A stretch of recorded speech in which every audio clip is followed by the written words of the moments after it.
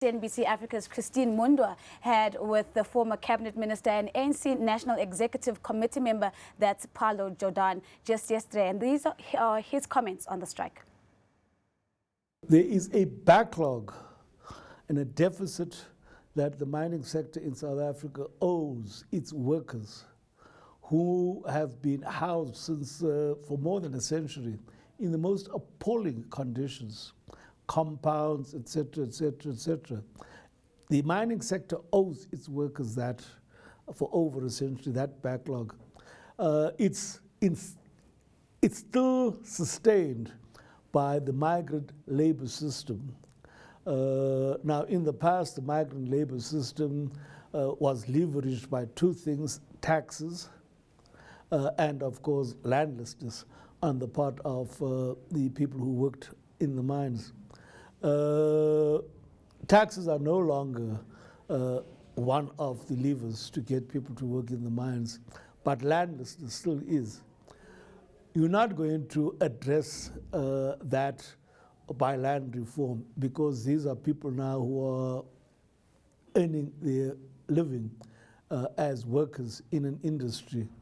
And we should, in fact, be moving in a direction where they become settled mining communities around the mines where they work, rather than moving from rural areas to the mines where they work. Now, these are some of the issues which the mining sector should be seriously looking at and addressing. But there's a reluctance on their part to do that. Now, given then that you've got this situation, the demands, the wage demands of the miners and mine workers might look very exorbitant to certain people. But if you consider what it takes to then run two households, because that's effectively what they have to do. One household at their place of work and another in a rural area where they come from. Obviously, that is going to,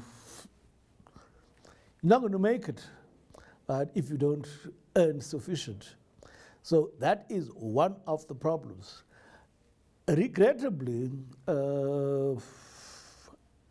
in my view, the employers very rarely stand in the shoes of their workers and try to see things from their point of view. We are always told that wage demands are too high, but we very rarely hear similar remarks about the bonuses CEOs and managers and so on get. Those are never too high.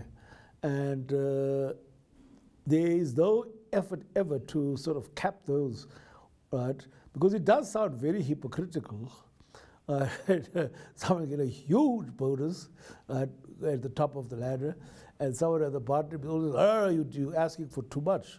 Right? So these are the problems, I think. And it has to do with what I mentioned, unfortunate culture in the South African corporate sector, which doesn't see the people it employs as part of the same moral universe that they live in.